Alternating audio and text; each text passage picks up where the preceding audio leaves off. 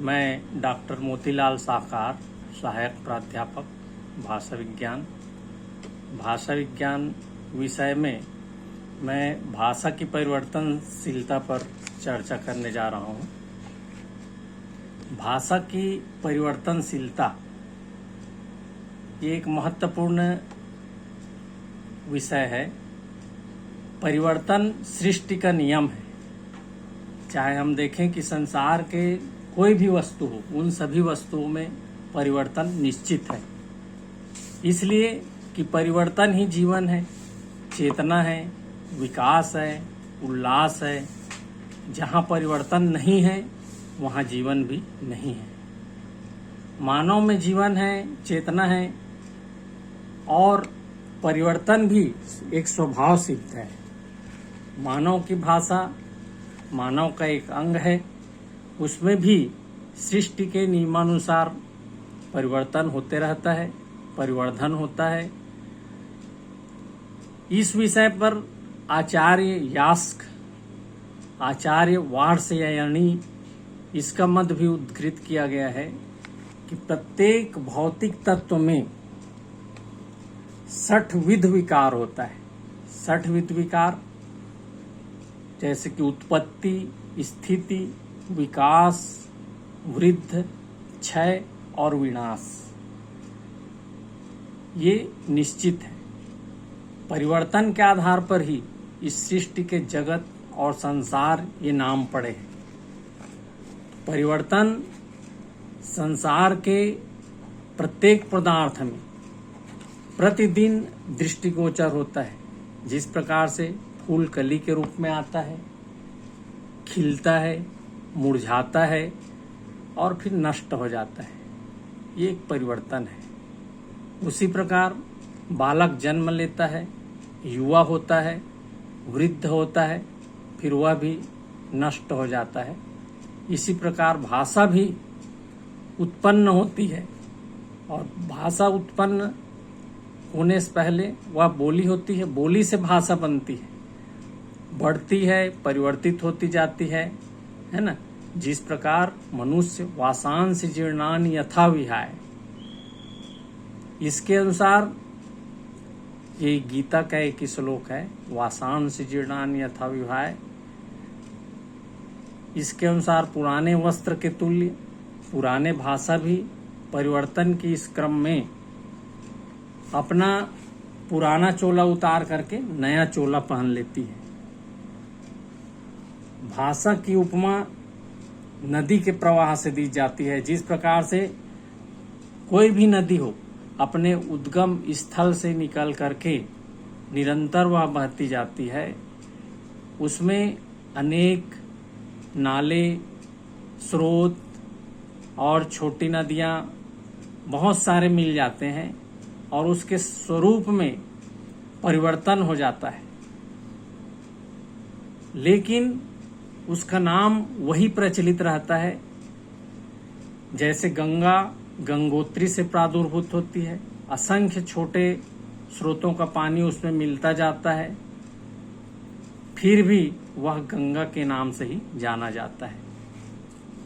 तो इस प्रकार विकास के कारण स्वयं भाषा में विद्यमान होते हैं। भाषा के विकास या ये कहें कि परिवर्तन के कारण स्वयं भाषा में विद्यमान है। मनुष्य भाषा समाज के संसर्ग में सीखता है और सांसारिक परिवेश में परिवर्तन के साथ ही भाषा में भी परिवर्तन उत्पन्न हो जाता है।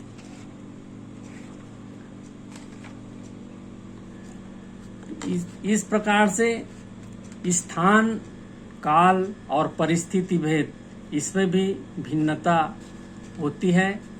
स्थान भेद, काल भेद और परिस्थिति भेद से भी उसमें परिवर्तन या भिन्नता दृष्टिगोचर होती है। भाषा परिवर्तन के मूल रूप से 2 कारण माने जाते हैं और भाषा परिवर्तन के कारणों के संबंध में भाषाओं में गहरा मतांतर है। फिर भी अधिकांश वैज्ञानिकों ने भाषा के बदलाव के लिए मोटे तौर पर 2 कारण माने हैं। पहला कारण है आंतरिक और दूसरा बाह्य कारण माना जाता है।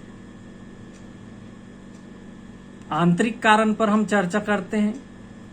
इसमें सबसे पहले बिंदु के रूप में जैसे कि प्रयत्न लाघव, इस पर ऑटो येस्पर्सन ने प्रोफेसर व्हिटनी का कथन उद्धृत किया है।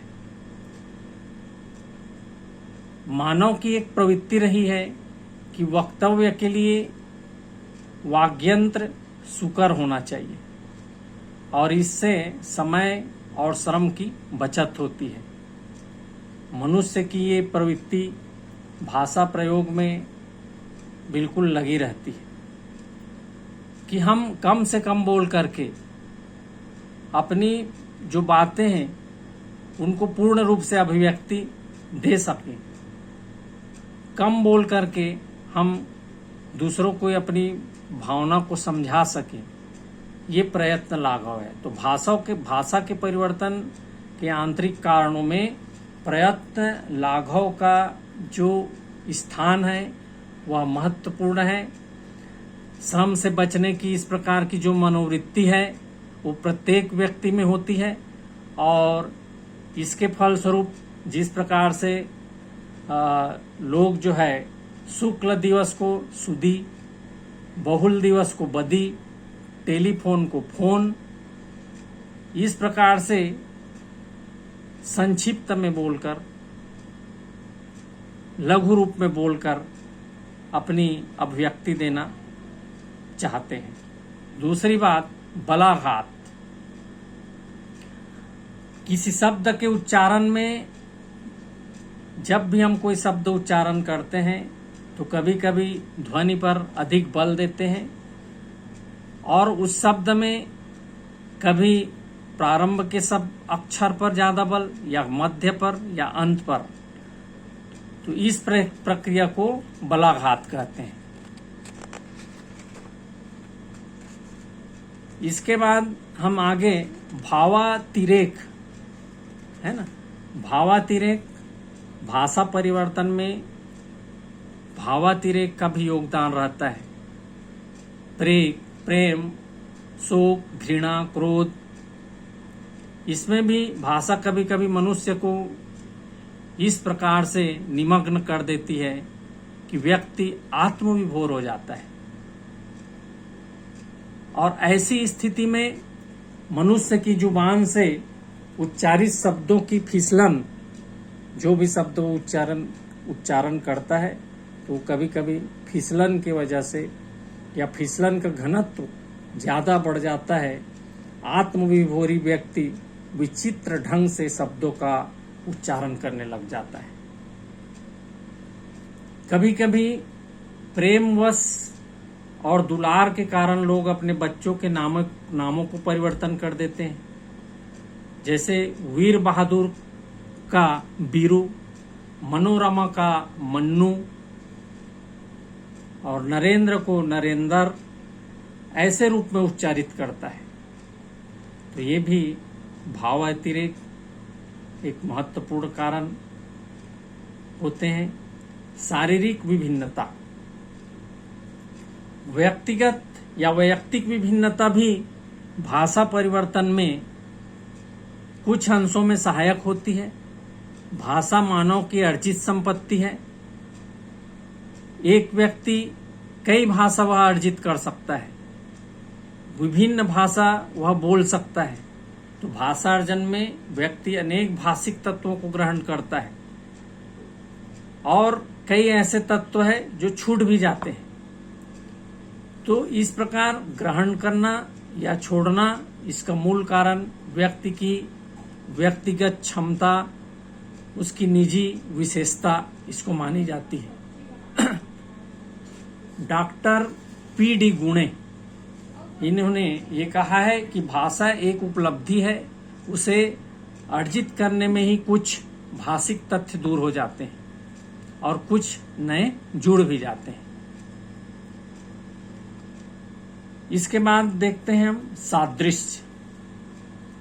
किसी शब्द कि बहुप्रचलित प्रयोग होने से उसके मूल आधार के संबंध में बिना सोचे समझे उसके समान दूसरे शब्दों को रच देना, ये मनुष्य की प्रवृत्ति है और उक्त प्रवृत्ति से भी शब्दों के रूप बदल जाते हैं, जिससे भाषा में परिवर्तन उपस्थित होना स्वाभाविक हो जाता है। जैसे कि सृष्टि के अनुकरण, इसके आधार पे सृष्टा का सृष्टि, दृष्टि का दृष्टा, ऐसे रूप भाषा में चल पड़ता है। ये भी एक परिवर्तन का कारण हो सकता है। अगला कारण वाग इंद्रिय की विभिन्नता। वाग इंद्रिय की विभिन्नता, प्रत्येक व्यक्ति की वाग इंद्रिय समान नहीं होती है। पुरुषों की वाग इंद्रिय अलग होती है, स्त्रियों की वाग इंद्रिय अलग होती है और इस कारण से उच्चारण अवयवों में अंतर स्पष्ट रूप से देखा जा सकता है। किसी की ध्वनि मोटी होती है, किसी की पतली, किसी की सुरीली और किसी की बेसुरी भी हो सकती है। अग्नि पुराण का कथन है कि निम्नलिखित वाग्यंत्र आदि के दोष के कारण स्पष्ट रूप से वर्णोच्चारण नहीं कर पाते हैं। विकृत मुख वाले या किसी के लंबे ओष्ठ वाले, अज्ञानग्रस्त या नाक से बोलने वाले, भाव आवेश के कारण गदगद ध्वनि वाले, जिसकी जीभ पूरी खुली नहीं हुई है ना, तो इसके कारण से भी भाषा में परिवर्तन हो जाते हैं। जैसे न करालो, न लंबोष्ठो, न थक्तो, न नासिका, गदगदो बद्ध जीवहश्च न वक्तुर्महति, ये अग्नि पुराण का कथन है। तो ये भाषा परिवर्तन में एक महत्वपूर्ण इनकी भूमिका होती है आंतरिक कारण की। इन कारणों से भाषा में विभिन्नता, परिवर्तनशीलता निश्चित रूप से होती है। इसके बाद हम देखते हैं दूसरा कारण, बाह्य कारण। जो भाषा को बाहर से प्रभावित करते हैं उन्हें बाह्य कारण कहा जाता है। बाह्य कारण में भौगोलिक कारण, राजनीतिक कारण और धार्मिक कारण, इनकी महत्वपूर्ण भूमिका होती है। भौगोलिक कारण, भौगोलिक पर्यावरण की भिन्नता, भौगोलिक वातावरण, इसके कारण से भी परिवर्तन निश्चित है। स्थान के आधार पर वातावरण, जलवायु का सीधा जो असर है मनुष्य के शरीर पर पड़ता है और इसलिए भाषा को भी वह प्रभावित करता है। जैसे जिन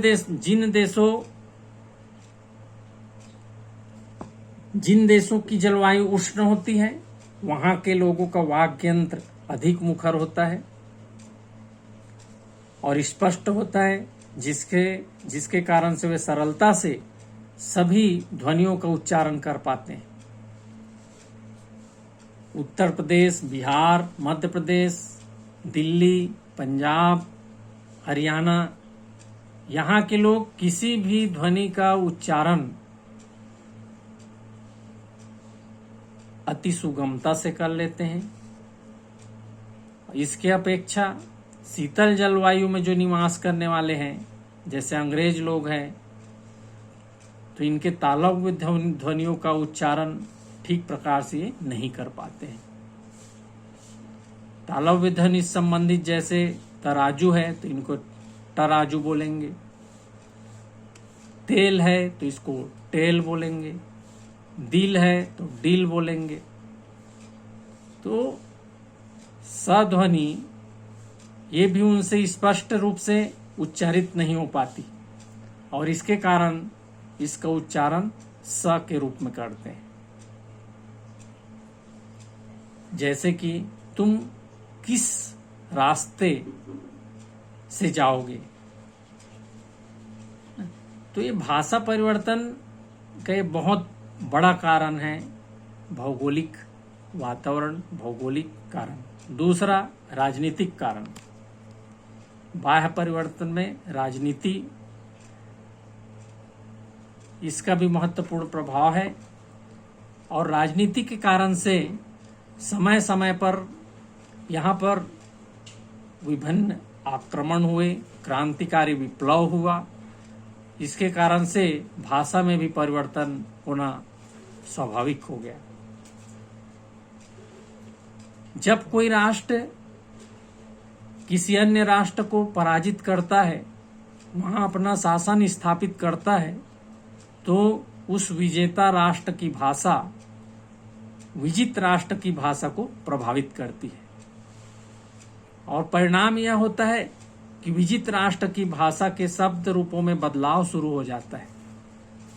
जैसे कि हम देखें कि भारत में अंग्रेजों का जब शासन रहा तो निश्चित रूप से अंग्रेज अपनी भाषा अंग्रेजी का प्रभाव यहाँ छोड़ दिए और उसके प्रभाव से संयुक्त अक्षरों के उच्चारण में भी अंतर आ जाता है। जैसे प्रभात की जगह प्रभात, प्रताप की जगह प्रताप, प्रसाद की जगह प्रसाद, है ना, कृष्ण की जगह किशन। ऐसे परिवर्तन जब मुसलमानों के शासनकाल में यहाँ की राज्य भाषा फारसी थी तो उसके प्रभाव से ये परिवर्तन देखने को मिला। इसके बाद धार्मिक कारण पर चर्चा करते हैं। धार्मिक प्रचार के कारण से भाषा में परिवर्तन होता है। जब किसी धर्म के अनुयायी अपने धर्म प्रचार के लिए दूसरे राष्ट्र में यदि वह जाता है तो उनके धर्म के साथ उनकी धार्मिक शब्दावली निश्चित रूप से उस राष्ट्र में चली जाती है और उस धर्म के अनुयायियों की भाषा को प्रभावित करती है। जैसे कि वैदिक धर्म प्रचारकों ने यूनान में जब अपने धर्म का प्रचार किया तो वैदिक देवताओं के नाम वहां की भाषा में समाहित हो गए और समाहित हुए जो शब्द है उसकी विचित्र रूप विचित्र ढंग से बदल गए। जैसे देव का थियोस, ध्योस पीटर का जुपिटर, असुर मेघस का अहुरमन, ऐसा परिवर्तन हो गया। बौद्ध धर्म के जब प्रचार हुआ तो बौद्ध धर्म प्रचार प्रसार से भारत में संस्कृत शब्द वो पाली में रूपांतरित हो गए। जैसे कात्यायन के स्थान पर कच्चायन, धर्म की जगह धम, भिक्षु के स्थान पर भिक्षु, ये रूप प्रचलित हो गए। तो ये एक धार्मिक कारण होता है जिनके कारण से भाषा में विविधताएं उत्पन्न हो जाती है। सामाजिक कारण, भाषा को विभिन्न समय पर सामाजिक बदलाव की प्रतियोगिताओं से गुजरना पड़ता है और भाषा को समाज के अनुसार ही अपना रूप, रंग, गुण, धर्म ये बदलना पड़ता है। मध्य युग में किए जाने वाले संबोधन आज सुनने को नहीं मिलते। नवे जहां पनाह बाकी है, नवे अन्नदाता ही दिखाई देते हैं। आज के अध्यापक अपने शिष्यों से और कुलाधिपति अपने वंशजों से न दंडवत सुन पाते हैं और न ही साष्टांग। तो संसर्ग का बहुत असर होता है। संसर्गजा दोष गुणा भवंती, भारतीय समाज जब मुस्लिम समाज के निकट आया तो भारतीय समाज पर मुस्लिम समाज और उसकी संस्कृति का गहरा प्रभाव पड़ा। अंग्रेजी समाज में भी भारतीय समाज पर अपना बहुत गहरा प्रभाव डाला और यही कारण है